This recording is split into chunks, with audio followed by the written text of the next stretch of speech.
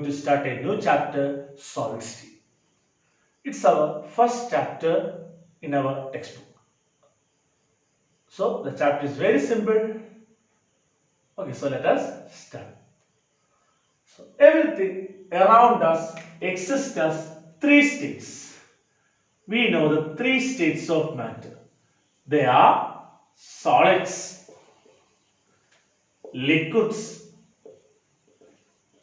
and gases. Everything in this earth exists as solid, liquid, and gas. Among these, the main point of difference between these states of matter is that liquids and gases possess fluidity. Fluidity means they have a tendency to flow. But in the case of solids, the particles or the solid substance do not have this tendency to flow. In other words, we can say that solids are rigid. Solids are rigid. So the main point of difference between these states of matter in terms of its tendency to flow. If the substances are able to flow, then it is called fluids. So liquids and gases are commonly called fluids. But in the case of solids, the solid particles are rigid. So they do not have this tendency to flow. So let us define solid.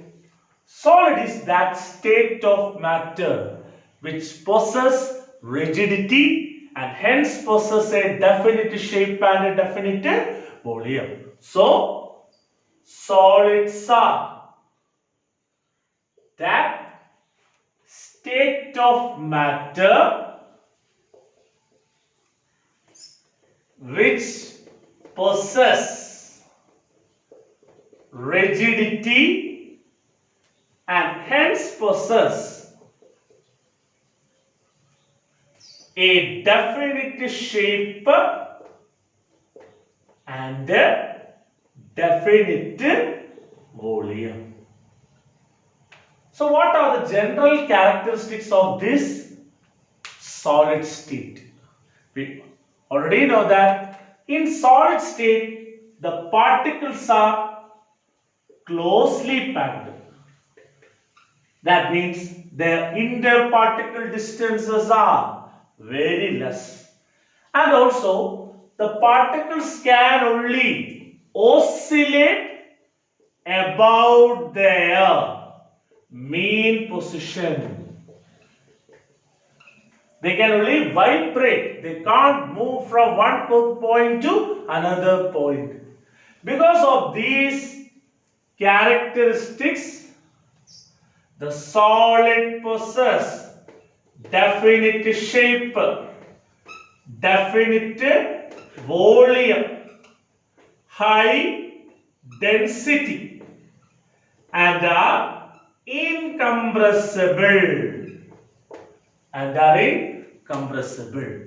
So solids are defined as that state of matter which possess rigidity and hence possess a definite shape and a definite volume. The general characteristics of solid state is that the particles are closely packed. The interparticle distances are very less. And the particles can oscillate about their mean position but do not have any translatory motion. Translatory motion means it can't move from one point to another. Because of these characteristics, the solid possesses definite shape, definite volume, high density, incompressible. So the solids are rigid in nature. Solids are rigid in nature. So, we solid state solid state the particles are closely packed. Closely packed they can oscillate about their mean position. ഒരു particular point ഇങ്ങനെ vibrate ചെയ്യാനേ പറ്റത്തുള്ളൂ. They can't move from one point to another point.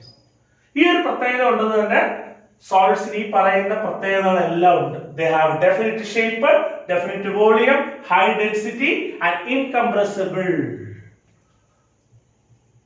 Okay, so solids are rigid in nature. Solids are rigid in nature. Okay, then the first topic we are going to discuss in this chapter is classification of solids. Classification of solids. The solids can be classified into two. The solids can be classified on the basis of its arrangement of particles. Based on the arrangement of particles, they are of two types: amorphous and crystalline. Amorphous and crystalline. So based on the arrangement of particles, solids can be classified into two. They are amorphous and crystalline. Amorphous, the examples are glass, plastic, tar, etc. And crystalline examples are metals, non-metals and its compounds. So what are amorphous and crystalline solid? If the solid possesses a definite ordered arrangement, then it is called a crystalline solid. But it do not have any regular order, then it is called a amorphous solid. So the solids can mainly classified into two types. They are crystalline and amorphous. Crystalline solids, they have a definite order of arrangement of particles. And in the case of amorphous solid, they do not have definite order of arrangement of particles. The examples of crystalline solid include metals, non-metals and its compounds. And amorphous solid include glass, plastic, tar and polymers of high molecular mass, etc. So, what are the point of differences between these amorphous and the crystalline solid? The main point of differences between amorphous and crystalline solids. The first one is based on arrangement of particles. Second one, based on its melting point. Third one, isotropy and anisotropy. And fourth one, latent heat of fusion. Fifth one, cleavage property.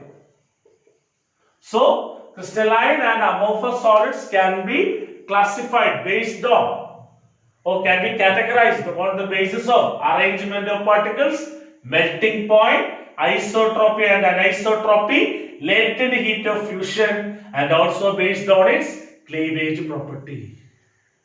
So, let us discuss the first point. Arrangement of particles.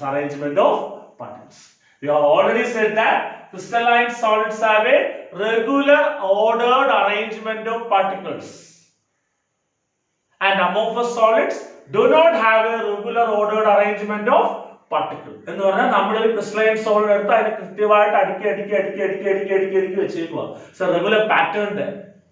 But in the case of amorphous solids that do not have a regular ordered arrangement of particles. So, നിങ്ങൾ ഇതിന്റെ slide വന്നിട്ടുണ്ട്. ആ slide നോക്കിയാൽ അറിയാം. In the case of silica, it is crystalline in nature. But the same silica can be exist as amorphous form, that is called quartz glass. So quartz എന്ന് പറയുമ്പോൾ it is crystalline, but it is quartz glass, then it is amorphous. എവിടാണ് വ്യത്യാസം? Based on its arrangement. Quartz ആകുമ്പോൾ particles കൃത്യമായിട്ട് അടുക്കി വെച്ചേക്കും. They have a regular pattern of arrangement. But in the case of amorphous solid, the particles are closely packed, but they do not have a regular pattern.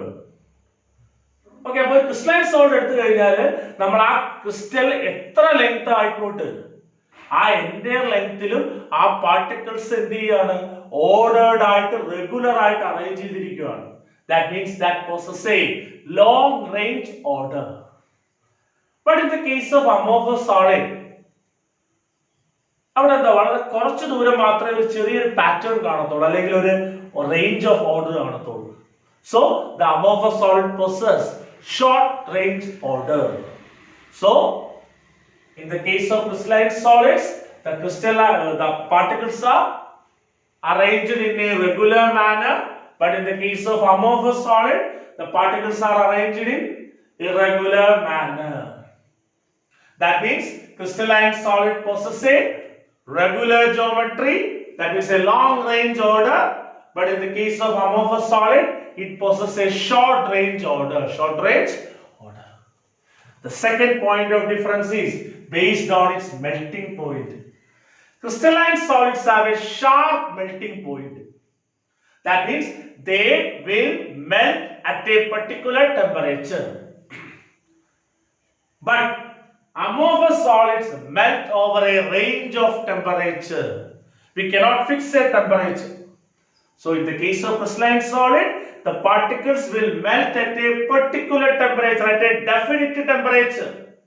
But in the case of amorphous solid, they melt over a range of temperature. For example, plastic. നമുക്ക് ആ പ്ലാസ്റ്റിക്കിന്റെ കേസിൽ പറയാൻ പറ്റുന്ന കാര്യം എന്ന് പറഞ്ഞാൽ 50 മുതൽ 60 ഡിഗ്രി വരെ എന്ത് ചെയ്യാം? അത് മെൽറ്റ് ചെയ്യാം. But as pure sodium chloride crystal ആണെങ്കിൽ its melting point is constant there.